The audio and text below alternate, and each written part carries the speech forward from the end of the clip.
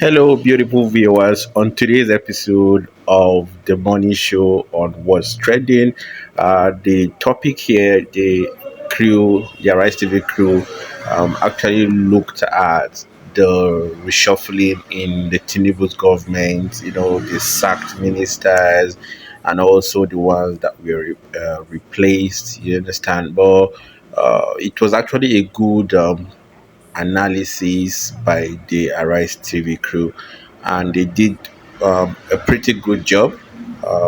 Let's just take our time to listen and uh, drop your comments in the comment section as we debate on what you think about the whole reshuffling in the Tinubu's government. Thank you. With reactions trailing President Bola Ahmed Tinubu's directive to ministers and heads of federal government agencies to reduce the number of vehicles in their convoy to 3. The special advisor to the president on information and strategy, Bayo Ononuga, made the announcement in a statement on Thursday, saying that the directive is part of measures to cut the cost of governance. Let me read a part of his tweet. Ononuga wrote on X, the cost-cutting measure was announced today in a statement signed by the president. In January this year, President Tinubu took significant steps to reduce government expenditure by reducing his entourage on foreign trips from 50 to 20 officials. For local trips, he reduced it to 25 officials. He similarly reduced the vice president's entourage to 5 officials on foreign trips and 15 for local trips. In the directive issued today, President Tinubu also ordered all ministers of state and heads of agencies to have at most 5 security personnel attached to them. The security team will comprise 4 police officers and 1 Department of State service officer. No additional security personnel will be assigned, he ordered. President Tinubu instructed the National Security Advisor to engage with the military, paramilitary, and security agencies to determine a suitable reduction in their vehicle and security personnel deployment. All right, let's take some reactions from users on X. This is from Akin, who wrote, "This may be a good beginning if the following are equally reduced. 1. Number of trips out of the capital. 2. Unnecessary workshop that doesn't add to national efficiency. 3. Balanced budget to discourage borrowing. 4. CBN governor should have a limit to what he can buy. 10 billion naira for official cars should be investigated. 5. Office of the First Lady should be scrapped immediately. 6. All contracts must be procured by our rules. Variations should be declared illegal. 7. Wike should show respect to every Nigerian. 8. The president should cut his trips." I mean, that was so funny. Not as funny, given that Wike only last week told people to shut up if you think you know something. Now let me take another tweet. This person wrote, "Let's give a resounding round of applause to our dear President Tinubu for his cost-cutting measure he just announced. I love President Tinubu. What about you?" Another Twitter user, Gutson, he wrote, "My question is, what benefit would this reduction in cost of governance have on ordinary Nigerians? There is nothing to applaud the president for. Nigeria is in a state of nowhere. Fix that 89% of Nigerians can barely feed because of the high cost of foodstuff. Fix that." Dr. Abatia, you want to speak on this story? Okay, very quickly. It's interesting that the presidency is now talking about reducing the cost of governance. Almost 2 days after that, the president himself further bloated the size of government. We had previously 45 ministers. By your own calculation yesterday, and by other people's calculation, we now had 48, which means the bureaucracy gets more bloated. Number 2, we've been talking about the Oronsanye report, which, recommended a leaner government. The Tinubu government at the time said they were going to deal with that report and implement it. This is almost the end of 2024. Nothing has been done. What we've been seeing, it's just cosmetic gestures. In January, the president said, oh, he will reduce the number of entourage. But the same president has traveled 29 times in 17 months. The vice president has traveled 17 times in 17 months. It will have become 19, I think, you know, if he had gone to Samoa, Apia, Samoa, except that the windshield of the aircraft, you know, was said to have been damaged in New York. I don't know how that could have happened. But I mean, we have enough aircraft in the field.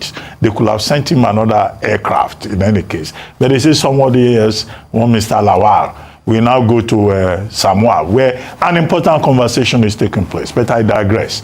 Now, again, in 2003, the Obasanjo administration addressed this issue of cost of governance by introducing a monetization policy. Under the monetization policy, things like civil servant, domestic servant allowance, medical allowance, housing allowance, vehicle utility allowance, and all these allowances were monetized and put into the, the salaries of public officials. For persons above level 8, from level 8 and above, 200% of annual salary. The question to ask is, what happened to monetization policy? Because the statement by Mr. Ononuga is saying, a minister cannot go about with more than 3 vehicles. Who is providing those vehicles? Is it not covered by monetization policy? Has the monetization policy of Nigeria, has it been abandoned?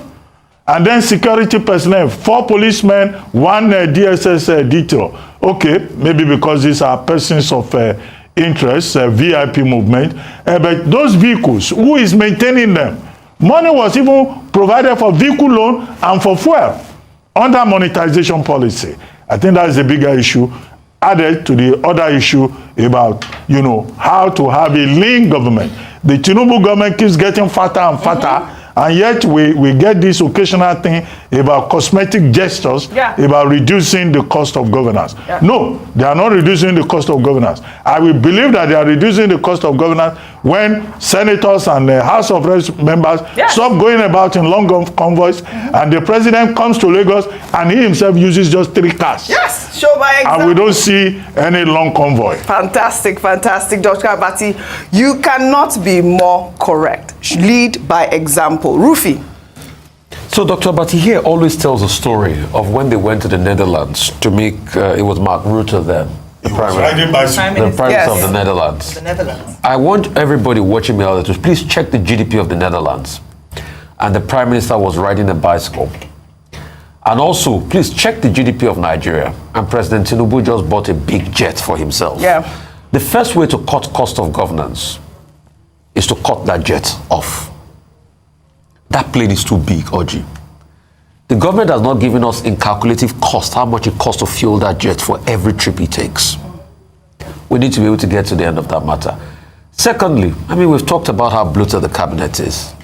But even some decisions bringing about a livestock ministry, which should be normally under the agricultural ministry. We've talked about it. Under agriculture, and you are trying to subsume a Niger Delta ministry, which is the key productive part of this country. Most of the forex of this country come from that Niger Delta ministry. So you wonder how we're thinking. And most of the hitherto cuts that they've made in government, how has it changed anything? Did they even follow the cuts? The office of the First Lady, the other day, she was telling porkies by saying that, nothing comes to our office. But we found out that it was all porkies, that over billions were allocated for her to buy cars. Also, all sorts of government shenanigans, projects and everything. Recently, we brought out a stat that says how many billion was spent on getting visas for government officials. That's what the true cost of government, cutting cost of government starts with President Tinubu. He needs to cost his cost. All the money that comes to the presidency need to be slashed in half. President Tinubu, you and your wife said you were rich already. Take up some of these bills. The same president that his son was using presidential jets, wasn't it? I saw that video. Talking about the visa story. Use personal money to run Nigeria. I'm not saying she uses personal money. I'm saying because of your own personal money, cut some of these luxurious costs. We can't afford your lifestyle. We knew you were already rich before. You had your own private jet before you came to be president of Nigeria. Rufai, We're saying cut your own lifestyle. We can't afford your luxuries. Rufai, talking about the private jet, somebody just sent me a video of the Singaporean PM, Lawrence Wong, traveling on a commercial flight after state protocols. But I mean, I know that it's going to be a huge, far-fetched idea for Nigeria for now, for using, I mean, commercial. British PM flies British Airways. British Airways. Yes. This is the Singaporean PM flying commercial. But I mean, sell off that big jet. Call the likes of Airpeace or other Nigerian airlines. Tell them to allot one jet that you can use for your foreign travels. Sell off that big jet. It's too costly, too expensive for us. Well, a good point as well, Rufai. It was 44 million naira in 1 month on visas for presidential aid. I mean, come on. Something's got to give, as we always say. Some of those visas are sometimes given gratis. Yeah, well, those sort of conversations, when ordinary Nigerians see, they just, you know, they have no other option but to really complain.